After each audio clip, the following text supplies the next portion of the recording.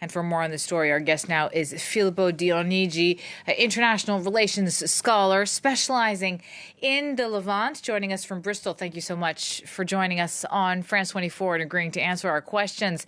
Mr. Dionigi, would you say that Iran's attack last night signaled a turning point in the region or in the war, or was it rather Israel's attack of the Iranian consulate in Damascus earlier this month? Was that a turning point?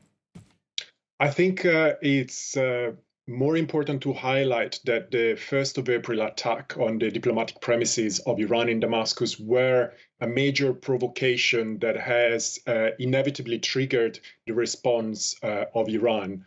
Yet, yes, it's true, it's an historic moment. It's the first time in history that Iran directly attacks Israeli territory as a response to the Damascus attack on the diplomatic premises of Iran. So it's a little bit of both in reality. I think what really matters, however, is how we read and interpret the narrative that surrounds this attack in reality. How should we interpret them? What does the narrative say?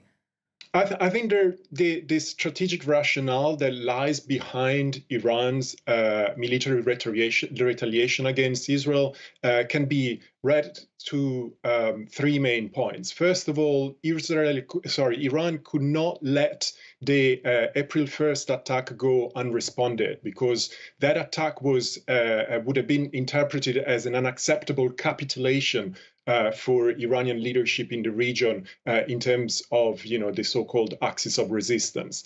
But the second aspect is that this response would have to be calibrated from Iran. Iran is not interested, and they said it repeatedly, in a major escalation of this conflict at a regional level. So what they wanted to establish was, again, a degree of deterrence against Israel, but also avoid the possibility that this retaliation may provide the basis for the continuation and even the escalation of the conflict at the regional level. So ultimately, what we saw last night from Iran was basically a performative attack against Israel. As your reporters were saying, this attack did not have major consequences on the ground. In fact, the consequences on the ground were negligible for Israel. It did exacerbate to an extent the sense of insecurity of Israel, but then again, its value was mostly symbolic in re-establishing Iran's role and a degree of deterrence against Israel as such, right? So that's how it should be interpreted. And if the Israeli government will in fact interpret this attack for its symbolic value, therefore it does not have a need to respond in retaliation to the attack, and therefore it may consider the matter closed, as the Iranian would like this to see, in fact. Well, I mean, given the rhetoric coming out of Benjamin Netanyahu's government, that lays argument the fact that the tit for tat is now closed because there's been one on both sides, a draw, if you will. That sounds like wishful thinking at this point. I mean, it does sound like any excuse is an excuse for both sides to retaliate. Yeah, I'm afraid that's also a possible interpretation of the events. Israel has progressively escalated the conflict with Hezbollah and Iran and its allies in the region, and that's the kind of response that has generated. But in reality, even though the Israeli allies, such as the United States, are calling for restraint and are calling for a diplomatic solution of the current tensions, the Israeli government, in fact, benefits from this attack, which is possibly an unintended consequence of the Iranian attack of last night. It benefits because it can spin the narrative and it can focus the international attention once again on its insecurity and moving the focus away from the atrocities that have been happening in Gaza until now, right? So it restates the status of Israel as a state under attack. And therefore, that's a kind of narrative that facilitates the continuation of the conflict for the Israeli government and legitimates its military action. Whereas, in fact, the international community at this point is calling for a de-escalation.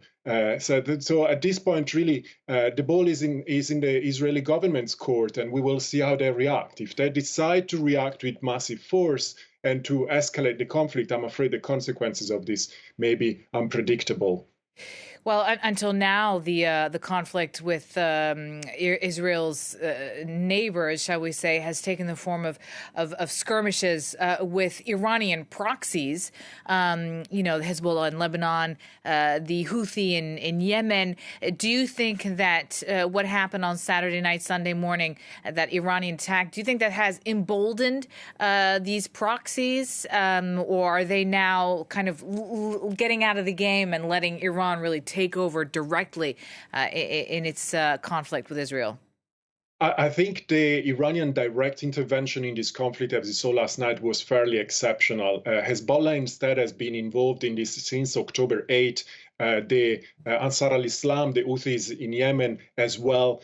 So their stance, however, was a stance that always reflected and kind of balanced to an extent the attacks that they suffered from Israel when we speak about Lebanon in particular. They never really tried to escalate excessively the conflict. It was more on the Israeli side that the provocation were increasing. Israel has been targeting major commanders of Hezbollah in South Lebanon, but also in the rest of Lebanon. And it has been targeting also IRGC's commanders in Syria, as we saw, as if it was trying to really provoke a reaction to draw Iran to a greater extent into the regional conflict.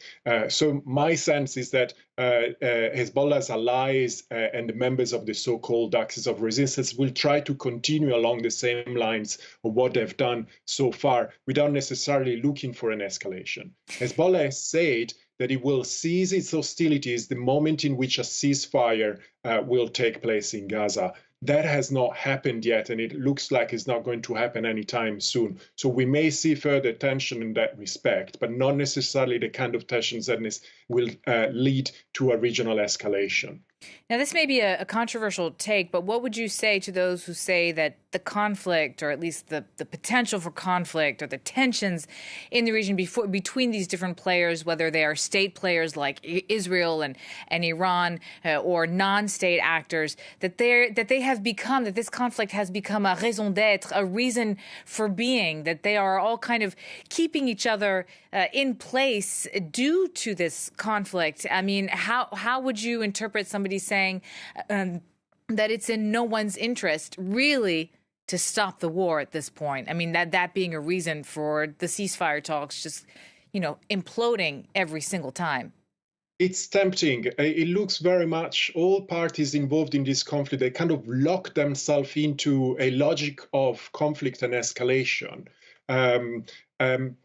Organizations, armed political movements such as Hezbollah and Ansar al-Islam and so on, are organizations, the legitimacy of which is built around the concept of resistance and resistance against Israel, right? So as long as a perceived threat comes from Israel, their existence is motivated in the eyes of their supporters and in the eyes of their leadership, which is why, in fact, yes, this is a process that somehow feeds itself into a form of feedback process, as you were saying. But my sense is that Hezbollah, at least, especially when it comes to the case of Lebanon, may have an interest in maintaining a low level of intensity conflict between Israel and Hezbollah to justify its existence, but does not have a significant interest in this conflict to become an all-out war, because Hezbollah is already facing a challenging situation at the domestic level as any other political actor within Lebanon, and dragging Lebanon into an all-out war with Israel at this point may effectively be a way to entirely delegitimize its existence at this point. So it's a fine balance to an extent, and it's the kind of balance that also Iran, to an extent, is trying to strike, keeping tensions high to justify their bellicose stance against Israel, but not going too far to cause an all-out war that may provoke a conflagration of the region and may eventually, again, kick back against their actual interest in that sense. That's a kind of game that we're witnessing today, I think.